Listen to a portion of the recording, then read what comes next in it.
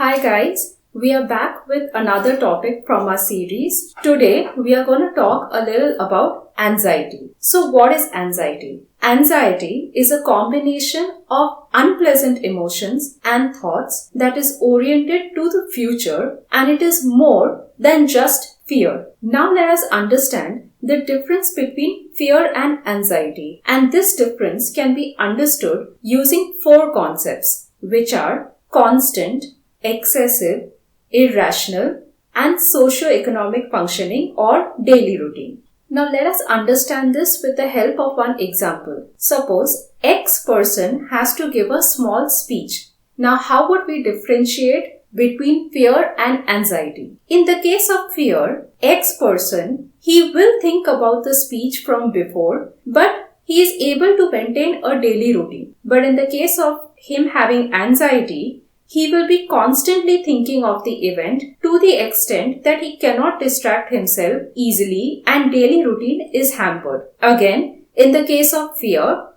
X is going to feel butterflies in the stomach like most of us do during the event, and he will be slightly worried. However, in the case of anxiety, he will think of all possible bad situations, build on it mentally, and anticipate all negative outcomes. So here we get to see the excessive and the irrational concepts. And finally, daily routine is not affected despite the tension before the event and during the event, and X will still be able to socialize during the event. However, in case of anxiety, daily routine will get affected before the event and during the event. Socializing will be avoided during the event, and avoidance of the whole event itself is also a possibility. Now let us look into the symptoms of anxiety. The symptoms can be grouped into three categories: physiological or physical, cognitive or thought, and behavioral. The physical and physiological symptoms could be increased heart rate, shortness of breath, trembling, sweating, headaches, or nausea. Cognitive or thought symptoms could be uncontrollable thoughts, irrational fears, anticipating the worst outcomes, the mind going blank, and concentration problems. The behavioral symptom could be that the person would want to avoid situation, and you also avoid any action that could trigger anxiety. Let us now understand the different types of anxiety disorders. To start with, let's understand what is a panic attack. A panic attack is a sudden, intense attack of anxiety that triggers severe physical reactions such as palpitations, shortness of breath, chest pain, feeling dizzy, chills or hot flushes, numbness, trembling, nausea, and sweating, when there is no real danger or panic apparent cause. Panic attacks can be very frightening. When it occurs, one may feel that they are losing control or having a heart attack or even dying. The next is phobia. The term phobia refers to an excessive fear of a specific object, circumstance, or a situation. A specific phobia is a strong, persisting fear of an object or situation, whereas a social phobia is a strong and persisting fear of situation in which embarrassment can occur. OCD or obsessive compulsive disorder is represented by a diverse group of symptoms that can include intrusive thoughts, rituals, preoccupations, and compulsions. PTSD or post-traumatic stress disorder is a condition marked by the development of symptoms after exposure to traumatic life events. The person reacts to this experience with fear and helplessness, persistently relives the event, and tries to avoid being reminded of it. GAD or generalized anxiety disorder. Anxiety can be conceptualized as a normal and adaptive response to threat that prepares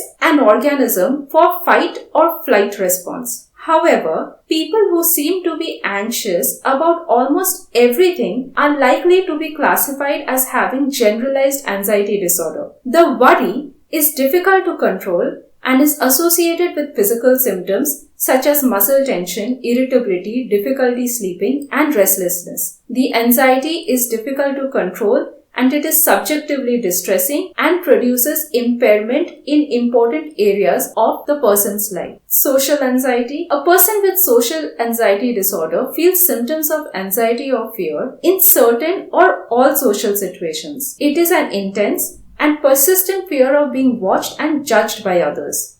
This fear can affect work, school, and other day-to-day activities. It can even make it hard to make and keep friends. Sometimes they end up staying away from places and events where they think they might do something that will embarrass themselves. So these were the different types of anxiety disorders. Now, let us understand how anxiety actually plays up in a given situation and how it perpetuates. The cycle of anxiety. When you start noticing anxiety symptoms, you feel you cannot cope up with the situation and therefore become more anxious. This is the start of the vicious cycle of anxiety, which perpetuates the anxiety again and again. Now, let us look into the recovery cycle. The vicious cycle plays an important role in maintaining your anxiety. However, we can turn this cycle around to create another cycle that will help overcome your anxiety. The most important step in this cycle is to gradually confront your feared situation, which is going to help you in building further coping skills, and you're going to get a greater belief in yourself, in your own capacity to control your response. So this was all about anxiety. To know about a few handy tips for self-help, please read our blog on our website. The link is given in the description box. Thank you. Thank you. Please like and subscribe our channel for more of such information nuggets.